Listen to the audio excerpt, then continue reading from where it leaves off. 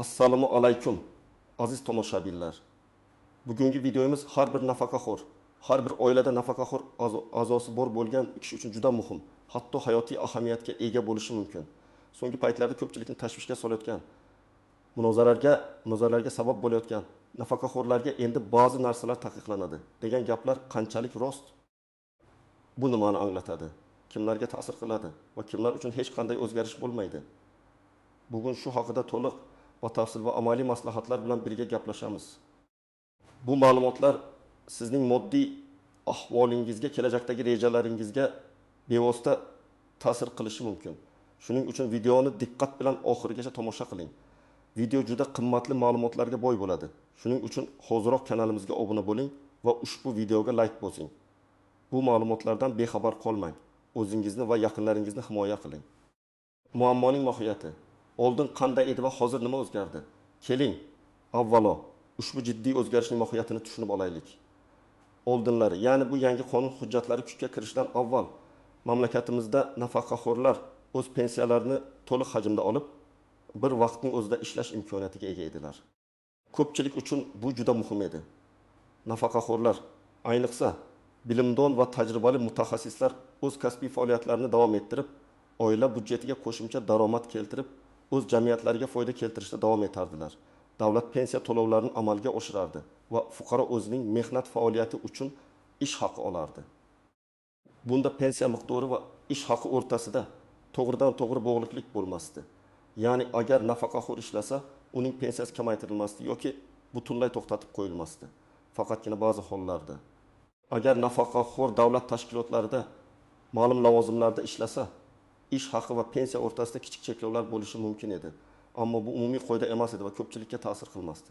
Masalan, oddiy xususiy korxonada ishlaydigan pensiya yoshidagi buxgalter ham, davlat maktabida dars beruvchi nafaqaxo'r o'qituvchi ham, hatto bozorda savdo qiluvchi kishi ham o'z pensiyasini to'liq olardi va qo'shimcha daromadiga ega bo'lardi. Bu tizim juda ko'pchilikning turmush tarziga mos kelardi va iqtisodiy barqarorlikni ta'minlashda yordam berardi. Endi esa vaziyat tubdan o'zgardi. Hukumat tomonidan qabul qilingan yangi farmon va qarorlarga binoan, ayniqsa shartli sana, masalan 2024 yil oktyabrdan boshlab ishlayotgan nafaqaxo'rlar uchun pensiya to'lovlari bo'yicha jiddiy cheklovlar joriy etiladi. Xususan, agar nafaqaxo'rning umumiy daromadi, ya'ni pensiya va oylik ish haqi yig'indisi mamlakatda belgilangan ma'lum bir minimal miqdordan oshsa, u holda uning pensiya to'lovlari to'liq to'xtatilishi yoki sezilarli darajada kamaytirilishi mumkin. Bu degani nafaqaxo'rlar endi bir vaqtning o'zida ham pensiyani to'liq olish, ham yuqori ish haqi evaziga ishlash imkoniyatidan mahrum bo'lishlari mumkin. Bu o'zgarish nafaqaxo'rlarning moliyaviy rejalari va turmush tarziga katta ta'sir ko'rsatishi kutilmoqda. Bu o'zgarishning asosiy maqsadi hukumatning tushuntirishiga ko'ra pensiya fondidagi yukni kamaytirish va iqtisodiyotda yangi ish o'rinlari yaratilishini rag'batlantirishdir. Ammo shu bilan birga bu holat nafaqaxo'rlar orasida katta tashvish va savollarni tug'dirmoqda. Asosiy qism esa nimalarni bilish kerak? Kimlar tashvishlanishi kerak va kimlar tashvishlanmasligi kerak? Ushbu yangi qoidalar qanday ishlashini va kimlarga ta'sir qilishini batafsil ko'rib chiqamiz.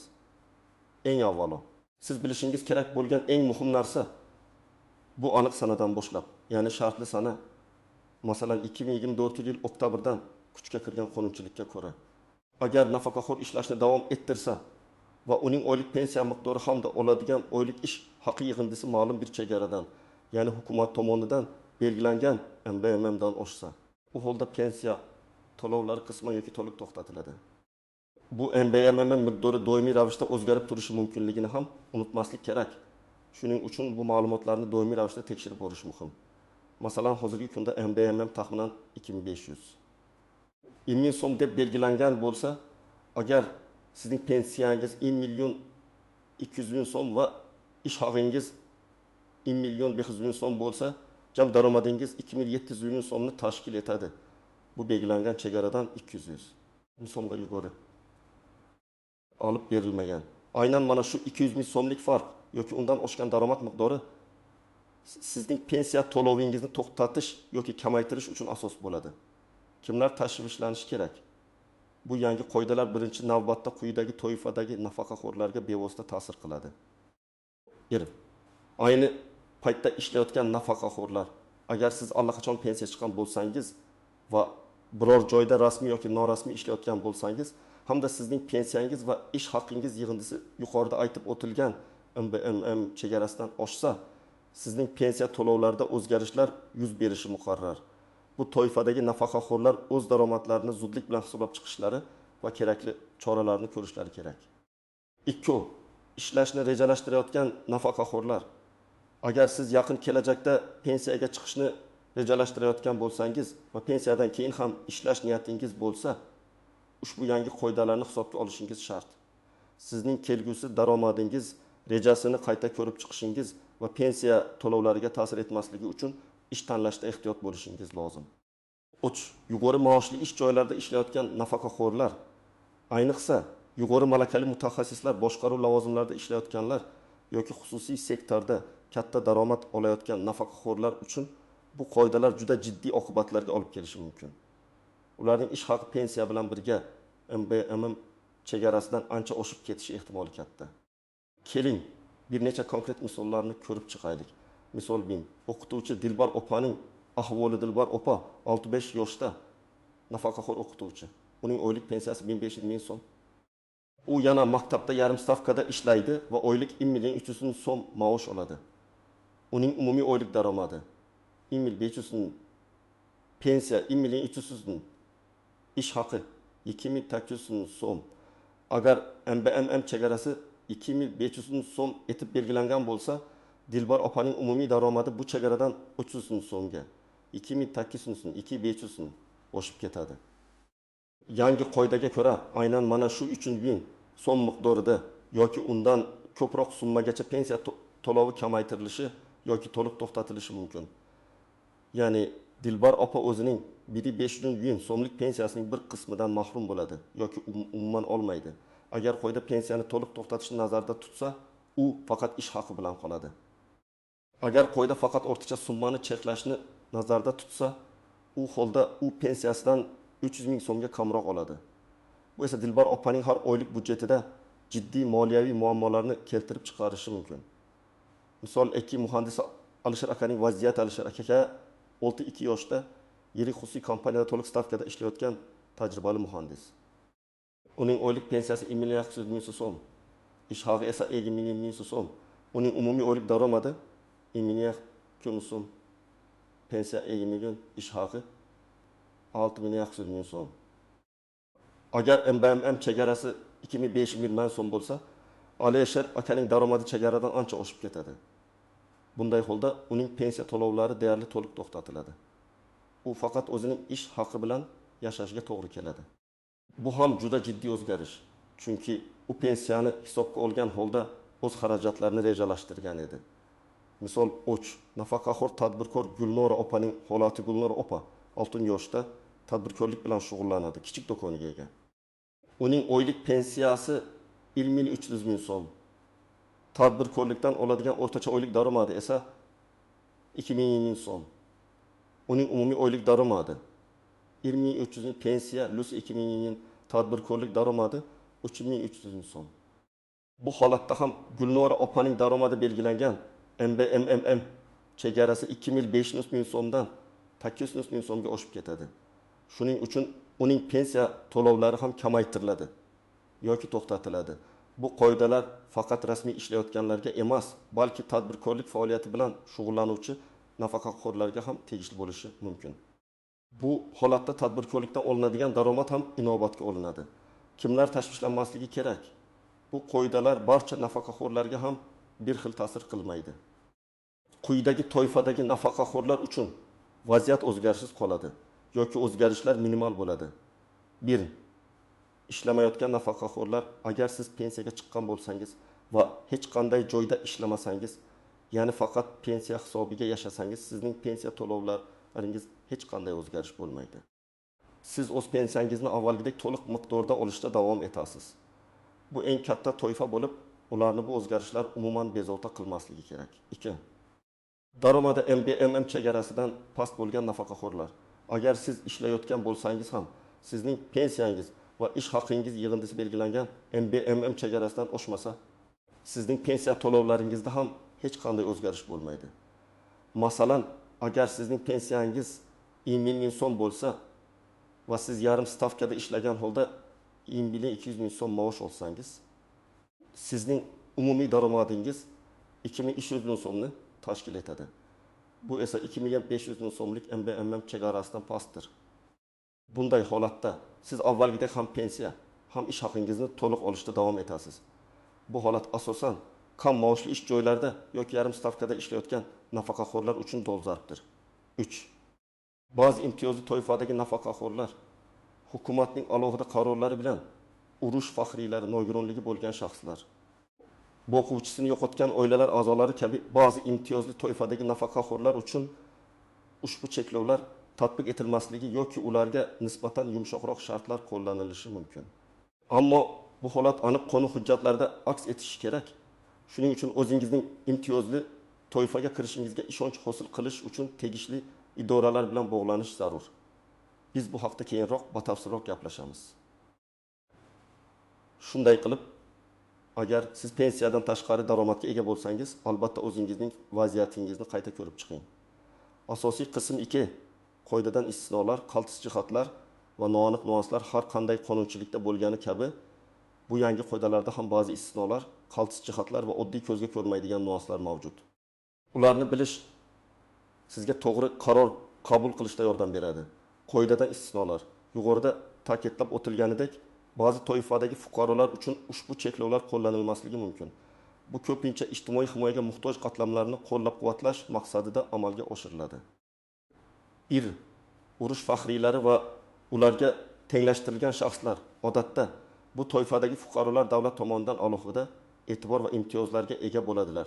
Ularning xizmatlari inobatga olinib, pensiya va ish haqi yig'indisi bo'yicha cheklovlar tatbiq etilmasligi mumkin.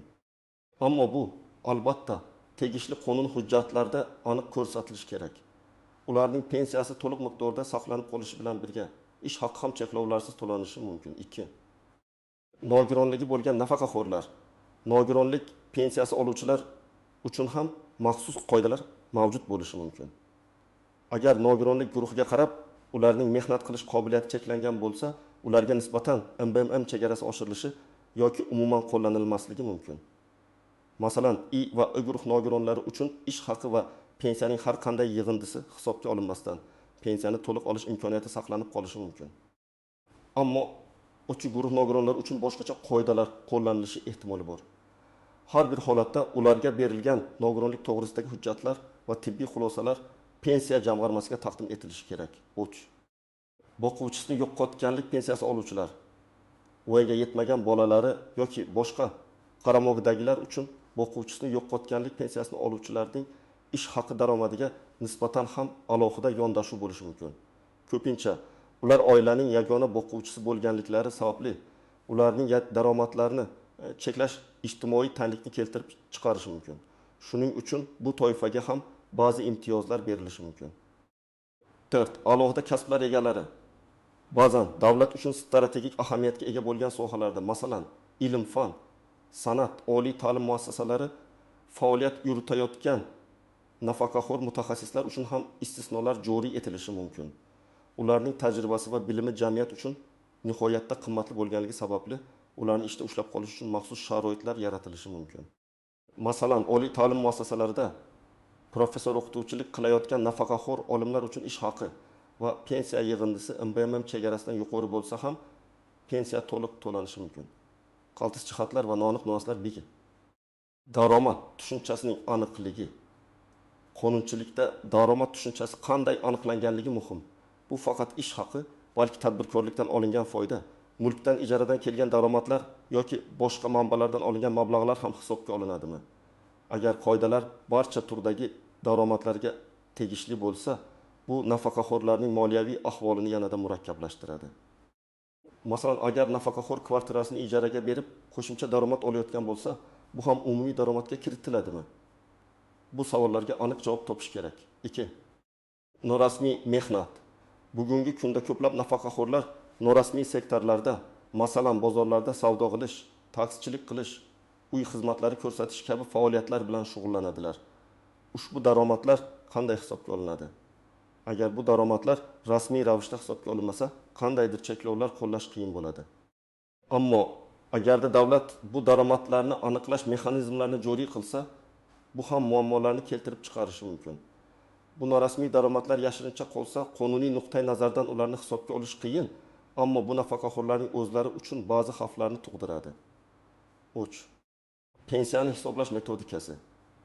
MBM chegarasidan oshib ketgan daromad qanday hisobga olinadi? Pensiyaning qaysi qismi kamaytiriladi? Kamaytirish foiz hisobida bo'ladimi? Yoki ortiqcha summani cheklash orqali amalga oshiriladimi? Masalan, agar sizning daromadingiz chegaradan 100 ming so'mga oshib ketgan bo'lsa, pensiya ham aynan shu 100 ming so'mga kamaytiriladimi? Yoki butun pensiya to'xtatiladimi? Bu savolga javob beruvchi aniq qoida pensiya jamg'armasining hududiy bo'limlarida mavjud bo'lishi kerak. Ba'zi mamlakatlarda, masalan, chegaradan oshgan daromadning ma'lum bir foizi, masalan, ebgin pensiya hisobidan ushlab qolinadi. Bu ham juda muhim nuans. Jarima va sanksiyalar. Agar nafaqaxo'r o'zining qo'shimcha daromadlari haqida ma'lumotni yashirsa va bu keyinchalik aniqlansa, qanday jazo choralari qo'llaniladi? Bu faqat pensiyani to'xtatishmi yoki ortiqcha to'langan pensiya summasini qaytarib olish talab qilinadimi? Yoki undan tashqari ma'muriy javobgarlik ham bormi? Bu holat jiddiy oqibatlarga olib kelishi mumkin. Shuning uchun barcha ma'lumotlarni o'z vaqtida va to'g'ri taqdim etish muhim. 5. Vaqtinchalik ishlar va mavsumiy daromadlar. Agar nafaqaxo'r faqat vaqtincha yoki mavsumiy ishlar bilan shug'ullansa, masalan, yozda dehqonchilik yoki qurilishda yordamchilik, uning daromadi yil davomida notekis bo'ladi. Bunday holatlarda pensiya qanday hisoblanadi? O'rtacha oylik daromad olinadimi yoki har oyda alohida hisoblanadimi? Bu holatda aniqlik juda muhimdir. Ushbu qaltis jihatlar va noaniq nuanslarni tushunish uchun siz pensiya jamg'armasi mutaxassislari bilan maslahatlashishingiz va rasmiy manbalardan aniq ma'lumot olishingiz shart. Har bir holat individual bo'lishi mumkin. Amaliy maslahatlar. Tomoshabin nima qilish kerak? Xo'sh, aziz tomoshabinlar, ushbu yangi qoidalar sizga ta'sir qiladigan bo'lsa, nima qilishingiz kerak? Qanday qadamlar qo'yishingiz lozim? Men sizga aniq bosqichma-bosqich ko'rsatmalar beraman. Bir qadam. Vaziyatingizni tahlil qiling va daromadingizni hisoblang. Eng avvalo, siz o'zingizning hozirgi moliyaviy ahvolingizni sinchkovlik bilan o'rganib chiqing. Oylik pensiya miqdoringiz qancha? Agar ishlayotgan bo'lsangiz, oylik ish haqingiz qancha? Boshqa daromad manbalaringiz bormi? Masalan, ijara, tadbirkorlikdan olingan sof foyda. Bu barcha daromadlarni bir oyda qancha bo'lishini hisoblab chiqing. Masalan, pensiya 24 so'm. Ish haqi 22 ming so'm. Jami 27 ming so'm. Endi ushbu jami miqdorni hukumat tomonidan belgilangan MBM chegarasi bilan solishtiring. Hozirgi kunda bu chegara taxminan 2500 ming so'm atrofida ekanligini hisobga olsak, sizning daromadingiz 200 so'mga oshib ketadi. Bu sizga ushbu yangi qoidalarning ta'sirini tushunishga yordam beradi. 2 qadam. Rasmiy manbalardan aniq ma'lumot oling. MBM chegarasi miqdori, kamaytirish yoki to'xtatish mexanizmlari, istisnolar toifasi va boshqa noaniq jihatlar to'g'risidagi eng so'nggi va aniq ma'lumotlarni olish uchun quyidagi rasmiy manbalarga murojaat qiling. Pensiya jamg'armasining rasmiy veb-sayti. Bu yerda qonun hujjatlarining to'liq matni va izohlari joylashtirilgan bo'lishi kerak. Pensiya jamg'armasining mahalliy bo'limlari, shaxsan murojaat qilib. Malakali mutaxassislardan maslahat oling. Ular sizning shaxsiy vaziyatingizni ko'rib chiqib, aniq javob berishlari mumkin. Mehnat va ijtimoiy himoya vazirligi. Ushbu vazirlik ham pensiya ta'minoti masalalari bo'yicha mas'ul hisoblanadi. Ularning qabulxonasiga yoki ishonch telefoniga qo'ng'iroq qilishingiz mumkin. Unutmang, faqat rasmiy manbalardan olingan ma'lumotlargagina ishoning, turli mishmishlar va noto'g'ri xabarlarga ishonmang. 3 qadam. Agar sizga qoidalar ta'sir qilsa, harakat rejasini ishlab chiqing. Agar sizning daromadingiz MM chegarasidan oshib ketgan bo'lsa, sizda bir necha variant bo'ladi. Variantlik ishlashni davom ettiring va pensiya kamaytirilishiga rozi bo'ling. Agar sizning ish haqingiz pensiya kamaytirilishiga qaramay, siz uchun foydali bo'lsa, siz ishlashni davom ettirishingiz va pensiyangizning kamaytirilgan qismini qabul qilishingiz mumkin. Ba'zi hollarda ish haqi pensiya miqdoridan ancha yuqori bo'ladi va shuning uchun ishni davom ettirish iqtisodiy jihatdan mantiqiy bo'ladi. Variant 2. ish vaqtingizni qisqartiring yoki ish joyingizni o'zgartiring. Agar sizning jami daromadingiz birozgina chegaradan oshib ketgan bo'lsa, siz ish yukingizni kamaytirishingiz mumkin. Masalan, to'liq stavkadan yarim stavkaga o'tish orqali. Bu sizning ish haqingizni kamaytiradi va umumiy daromadingizni MBMM chegarasiga yaqinlashtirishi yoki undan pastga tushirishi mumkin. Bu esa pensiyangizni to'liq saqlab qolish imkonini beradi. Yoki daromadi pastroq bo'lgan boshqa ish topishingiz mumkin. Variant 3. Ishdan ketishni ko'rib chiqing. Agar sizning ish haqingiz pensiyangizga katta miqdorda ta'sir qilsa va siz ishdan ketish orqali pensiyangizni to'liq saqlab qolishni afzal ko'rsangiz, bu ham bir yechim bo'lishi mumkin. Bu ayniqsa ish haqi pensiyaga nisbatan sezilarli darajada past bo'lgan holatlarda dolzarb bo'ladi. Variant 4. Qonuniy yo'llar bilan daromadni optimallashtiring. Agar siz tadbirkor bo'lsangiz, daromadlaringizni qonuniy ravishda hisobotlarda boshqacha aks ettirish orqali umumiy deklaratsiya qilingan daromadingizni MBMM chegarasidan pastga tushirish yo'llarini o'rganishingiz mumkin. Albatta, bu qonun doirasida amalga oshirilishi kerak. Masalan, xarajatlarni to'g'ri hisobga olish orqali sof foydani kamaytirish. 4 qadam kerakli hujjatlarni to'plang. Pensiya jamg'armasiga murojaat qilishingiz kerak bo'lishi mumkin. Buning uchun sizga quyidagi hujjatlar kerak bo'ladi. Pasport nusxasi, pensiya guvohnomasi, mehnat daftarchasi nusxasi, ish joyingizdan olgan so'nggi 12 yil yoki 6 oylik ish haqi to'g'risidagi ma'lumotnoma, agar ishlayotgan bo'lsangiz, boshqa daromad manbalaridan, masalan, tadbirkorlik olingan daromadlar to'g'risidagi hujjatlar. Agar imtiyozli toifaga kirsangiz, buni tasdiqlovchi hujjatlar, nogironlik guvohnomasi, urush faxriysi guvohnomasi va haq hujjatlaringizni to'liq va tartibli ravishda tayyorlang. 5 qadam. Qayerga murojaat qilish kerak? Barcha pensiya masalalari bo'yicha asosiy murojaat nuqtasi bu siz yashaydigan hududdagi O'zbekiston Respublikasi Moliya vazirligi huzuridagi pensiya jamg'armasining tuman, shahar bo'limi. Siz shaxsan borishingiz yoki elektron shaklda murojaat qilishingiz mumkin, agar bunday imkoniyat mavjud bo'lsa. Elektron xizmatlar portali my.bank.gov.uz orqali tegishli xizmatlarni topishingiz mumkin. 6 qadam ariza va murojaatlarni to'g'ri yozish. Agar sizning pensiya to'lovlaringizda o'zgarishlar yuz bersa, sizga pensiya jamg'armasidan rasmiy xabarnoma kelishi kerak. Agar siz ushbu qarordan norozi bo'lsangiz yoki tushunmovchiliklar yuzaga kelsa, siz yozma ariza bilan murojaat qilishingiz mumkin. Arizangizda vaziyatingizni aniq bayon eting, hujjatlarga asoslaning va o'z talablaringizni, masalan, pensiyani qayta hisoblashni so'rash, aniq ko'rsating. Shuningdek, siz yuqori turuvchi tashkilotlarga, Moliya vazirligi, prokuratura yoki sudga murojaat qilish huquqiga egasiz. Xulosa va yakuniy chorlov, aziz do'stlar, bugun biz nafaqaxo'rlarga endi ba'zi narsalar taqiqlanadi degan xabarning asl mohiyatini, uning kimlarga qanday ta'sir qilishini batafsil ko'rib chiqdik. Bu qoidalar sizning moliyaviy barqarorligingizga, farovonligingizga bevosita ta'sir qilishi mumkin bo'lgan jiddiy o'zgarishdir. Muhimi shundaki, siz bu o'zgarishlardan xabardor bo'lishingiz, o'z vaziyatingizni tahlil qilishingiz va kerak bo'lsa, o'z vaqtida tegishli choralarni ko'rishingiz shart. Unutmangki, har bir fuqaro o'z huquqlarini bilishi, ularni himoya qila olishi lozim. Pensiya masalalari juda nozik va har bir insonning shaxsiy holatiga bog'liq bo'lganligi sababli albatta rasmiy idoralar bilan to'g'ridan-to'g'ri bog'lanib, shaxsiy maslahatlar olishdan erinmang. Umid qilamanki, bugungi video siz uchun foydali bo'ldi.